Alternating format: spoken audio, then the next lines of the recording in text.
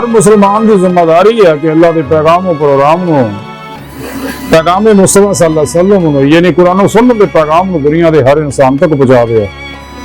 और अपने नफस के खिलाफ भी जिहाद अकबर करो और इन शैतानी कुव्वतों के खिलाफ जिहाद फी सबिलिल्लाह करो। कुरान से आपने दसिया वजाहिदहुम बिजिहादिन कबीरा एक हो गए इस कुरान को लैके निकलो अल्लाह राह और जिहाद कबीर करो जिथे बुराइयां देखो वो खिलाफ जदोजहद करो तो बुराइयां रोकने की कोशिश करो। हुक्मराना की जिम्मेदारी है कानून ने इन्हां गल्लां नूं रोके अहले इल्म की जरूरत है जुबानी कवे अगर ये भी नहीं कर सकता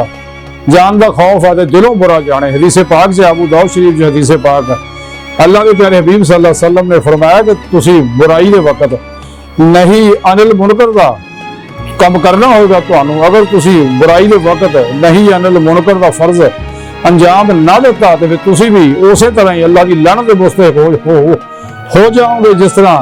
तुहाडे तो पहले